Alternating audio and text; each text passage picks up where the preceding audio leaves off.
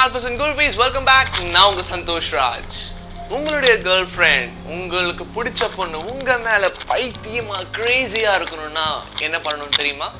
அதுக்கு என்னென்னலாம் ஸ்டெப்ஸ் எடுக்கணும்னு தெரியுமா?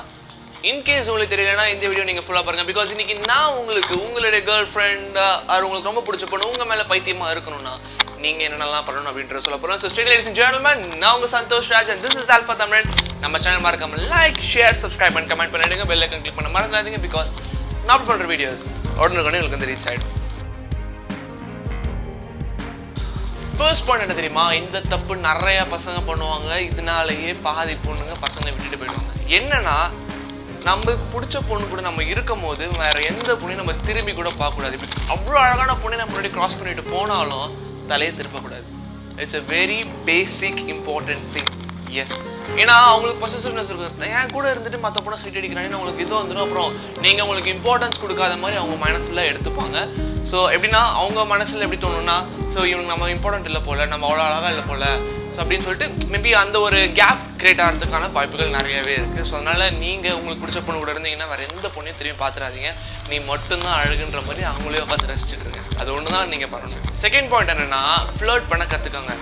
S, flirting is very important. நிறைய கடலை போடணும், இம்ப்ரெசிவாக பேசணும், அட்ராக்டிவாக பேசணும், நிறைய விஷயங்கள் நீங்கள் பண்ணணும். அப்படி பண்ணால் தான் அவங்க நினைப்பில் நீங்கள் எப்போவுமே இருப்பீங்க. அதை விட்டு எதுவுமே பேசாமல் hi, good morning, good evening, சாப்பிட்டியா, தூங்கணும், இது மட்டும் கேட்குறத விட்டு இதுக்கு மேலேயும் பேச ஆரம்பிக்கலாம். பேச ஆரம்பித்தா தான் இன்னும் உங்கள் ரிலேஷன்ஷிப் ஸ்ட்ராங்காகவும் இன்னும் கொஞ்சம் டீப்பராக போகும். உங்கள் மேலே அவங்க கிரேசியாக நிறைய வாய்ப்புகள் இருக்குது. ஸோ உங்களுக்கு ஃப்ளர்ட் பண்ண தெரியல அப்படின்னா என்னோட ப்ரீவியஸ் வீடியோஸ் முன்னாடி நான் போட்டிருப்பேன், ஹவு டு ஃப்ளர்ட் வித் கேர்ள்ன்ட்டு. ஸோ அந்த வீடியோவை போய் பாருங்கள். யூ கேன் லேர்ன் சம்திங் தேர்.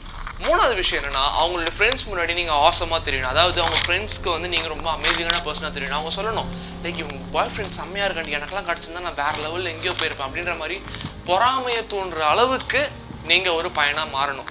எந்த பொண்ணு பார்த்தோன்னு பாய் ஃப்ரெண்ட் இவ்வளோ ஹேண்ட்ஸமாக இருக்கான், செம்ம ஃபிசிக்ஸ், செம்ம பாடி, செம்ம ஹேர்ஸ்டைல், அப்படி இப்படின்னு புகழ்ந்து தள்ளணும். அப்போ அவங்களுக்கு என்ன ஆகும்?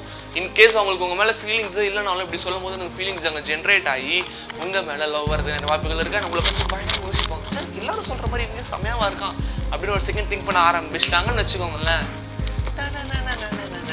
ஃபோர்த் பாயிண்ட் என்னன்னா, you have to make a feel special. Yes, சிம்பிளாக சொல்லணும்னா, யாராவது வந்து உங்களுக்கு ஒரு ஸ்பெஷலான விஷயங்கள் உங்களுக்கு பண்ணுறான்னு உங்களுக்கு எப்படி ஃபீல் ஆகும்?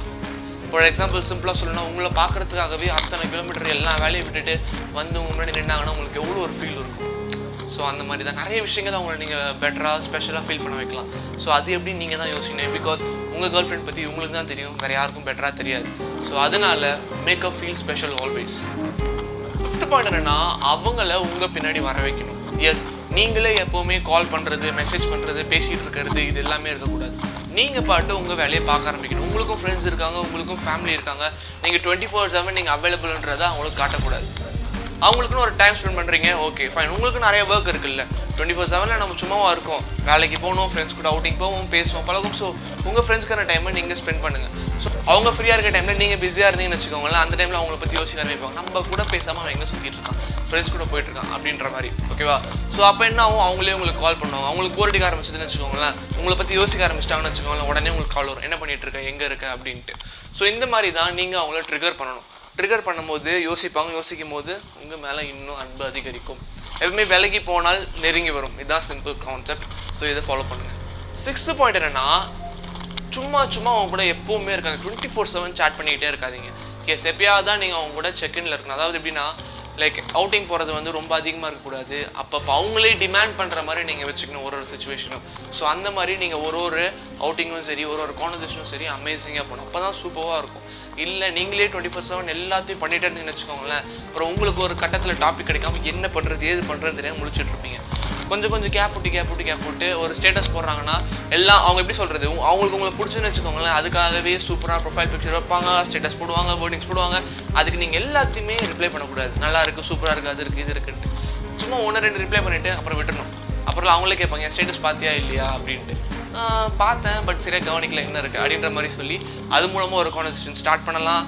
அண்ட் நிறைய விஷயங்கள் அதுவும் ட்ரிகர் பண்ணும். Last but not least, 7th point என்னென்னா, ரொம்ப யோசிக்காதீங்க. ரொம்ப யோசிச்சா ஒரு ரிலேஷன்ஷிப் டோட்டலாக க்ளோஸ் ஆகிடும். எஸ், எது சிம்பிளாக யோசிக்கணுமோ சிம்பிளாகவே யோசிங்க. ரொம்ப யோசிச்சு உங்கள் கூட ஒரு செகண்ட் நம்ம மெசேஜ் பண்ணலன்னா உங்களுக்கு கொண்டு வந்து வேறு யாரும் நடுவில் மெசேஜ் பண்ணிட்டாங்களா, இப்படி பண்ணிட்டாங்களான்ட்டு.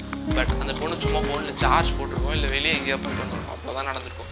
பட் நம்ம ரொம்ப யோசிச்சு ஏகப்பட்டது கதை கலப்பி தேவையில்லாமல் ப்ராப்ளம்ஸில் சிக்கிப்போம். ஸோ அந்த தப்பு நீங்கள் பண்ணாதீங்க. Just keep it cool. உங்கள் வேலையை நீங்கள் பாருங்கள், அவங்க வேலையை அவங்க பார்க்கட்டும். 2 பேருக்கும் ஃப்ரீயாக இருக்க டைம் கம்பைன் ஆச்சுன்னா பேசுங்க, பழகுங்க. சிம்பிள். இப்படி தான் ஒரு ரிலேஷன்ஷிப் போகணுமே தவிர மியூச்சுவலாக 2 பேருக்கும் ரெஸ்பெக்ட் இருக்கணும். அவங்க வேலையை பார்க்க விடணும். இப்படி தான் ஒரு ரிலேஷன்ஷிப்பை போகணும். இல்லைன்னா ஆரம்பத்தில் நல்லா தான் இருக்கும், பின்னாடி போக போக போக போக அப்போ தான் காத்துட்டு. Okay, so that's it for today's video. Alphas and kulfis. Next வீடியோவில் சீக்கிரமே சந்திப்போம். பட்டா.